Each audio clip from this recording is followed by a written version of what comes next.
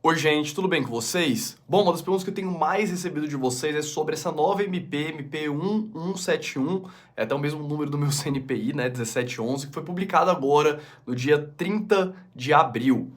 E essa medida provisória, ela basicamente propõe algumas alterações sobre a tributação de investimentos do exterior, tanto para pessoa física quanto para offshores e trusts, que são veículos de investimentos. E um ponto que eu deixei bem claro lá no meu Instagram, inclusive se você não me segue lá, @fabio.holder, é que, na minha visão, a gente não tem praticamente nenhuma mudança material em relação aos investimentos feitos lá fora através de pessoa física. Ou seja, você diretamente abre conta em uma corretora, compra suas ações, não vai ter nenhuma mudança significativa e mesmo assim eu ainda estou recebendo muitas perguntas. Então nesse vídeo aqui eu vou explicar para vocês por que eu tenho essa opinião e falar um pouquinho sobre o que tem de proposta de mudança.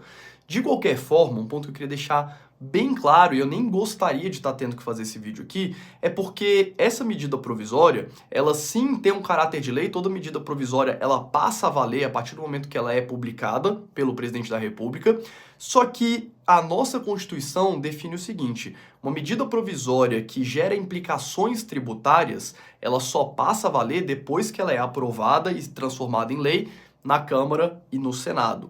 Então a gente tem um prazo de 60 dias para isso ser votado, prorrogáveis por mais 60 dias, para que essa MP se torne realidade. Então existe a possibilidade dessa MP não ser votada, dessa MP sair com um texto totalmente diferente. Então, igual a história da tributação dos dividendos aqui no Brasil, tributação dos fundos imobiliários, que já vem sendo discutido já há alguns anos. Se você procurar aqui no canal, tem vários vídeos falando sobre a possível tributação de dividendos, quando isso foi projeto de lei, foi para votação, enfim, e acaba que nada mudou. Então existe uma chance muito grande de nada mudar e continuar do jeito que tá. Mas de qualquer forma, como vocês estão me pedindo muito, vim aqui fazer esse vídeo, beleza? Antes da gente falar o que a MP está propondo mudar, é importante entender como que é a tributação hoje lá nos investimentos no exterior. E a tributação dos investimentos no exterior ela é bem simples. Basicamente, se você vender as suas ações, os seus REITs, os seus ETFs, os seus investimentos em bolsa, se você vender eles com ganho, você vai ter que pagar 15% sobre esse ganho. Da mesma forma como é quando você negocia ações aqui no Brasil.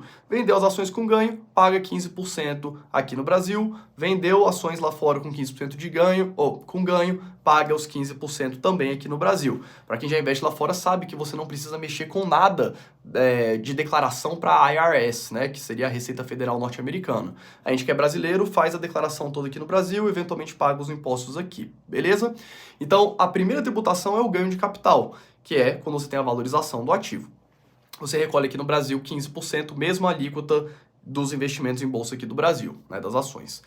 E o segundo tipo de tributação é a tributação sobre a renda de ativos que a gente tenha lá fora. Independente de você investir em ações, REITs, ETFs, ou se você tem um imóvel alugado, ou se você tem uma empresa lá fora e essa empresa te paga dividendos, esses proventos, essas receitas que são geradas por esses investimentos lá fora, elas são tributadas aqui no Brasil dentro daquela alíquota progressiva da tabela de imposto de renda da pessoa física, que começa em 0% e vai até 27,5%. Então, basicamente é assim. Só que, como especificamente nos Estados Unidos, os dividendos eles são tributados na fonte em 30%, ou seja, o dividendo já fica retido, o imposto referente aos dividendos já fica retido lá, a gente pode compensar esse valor que já foi pago lá aqui no Brasil. Por isso que a gente não precisa pagar imposto nenhum a mais sobre os dividendos que a gente recebe lá fora. Porque o máximo que você teria que pagar aqui no Brasil seria 27,5, caso você já esteja na tabela, no limite máximo, né, que é para quem ganha ali um pouquinho, mais do que R$ 5.000 aproximadamente. Então você teria que pagar no máximo 27,5 aqui. Como já foi tributado 30% lá, a gente só faz essa compensação na declaração anual e não tem que pagar nenhum imposto a mais. Bom, é assim que funciona hoje. E o que a MP propõe? A MP propõe basicamente duas alterações. Ela junta os dividendos com um ganho de capital, ou seja, ela transforma os seus rendimentos no exterior, tanto em forma de dividendo como eventuais vendas de ações, né, ganhos com vendas de ações, em um tributo só, que vai de 0% até 22,5%. Então, basicamente, em vez de ter uma alíquota flat de 15% para ganho de capital e a tabela progressiva para os dividendos, a gente vai ter uma nova tabela que vai de 0 a 22,5%. Quando a gente olha pela parte dos dividendos, acaba que na prática não muda nada, porque os 30% continuam retidos lá, você vai continuar podendo compensar esses 30% que são retidos lá, então seu dividendo não vai ser tributado a mais.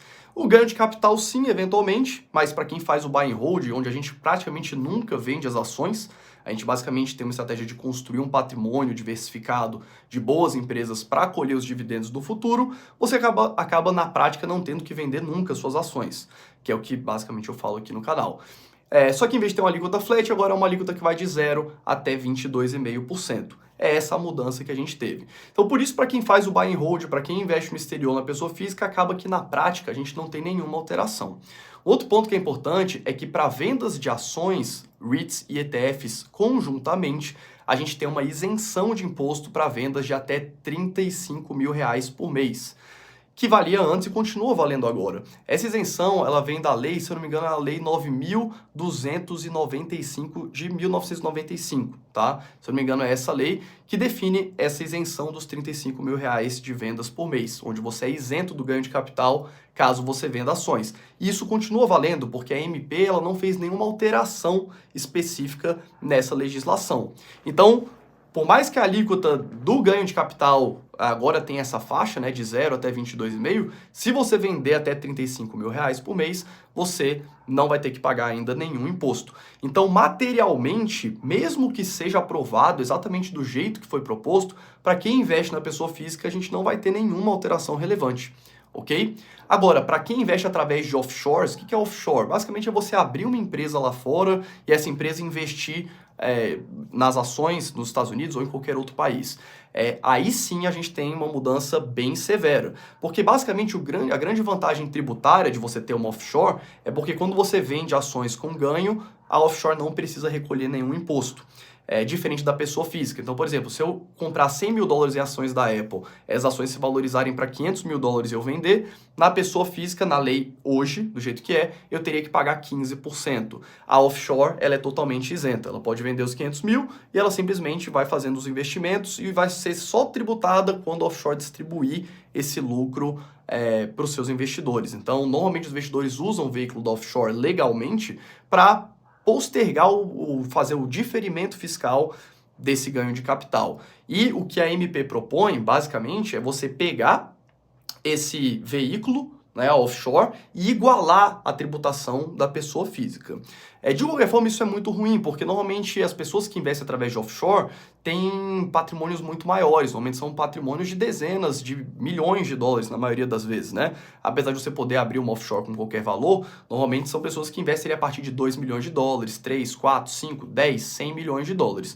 E obviamente que essas pessoas, elas têm condições de sair do Brasil, certo? Caso eventualmente essa legislação passe, a pessoa vai preferir mudar a residência fiscal dela do que pagar uma tonelada de imposto ali todos os meses.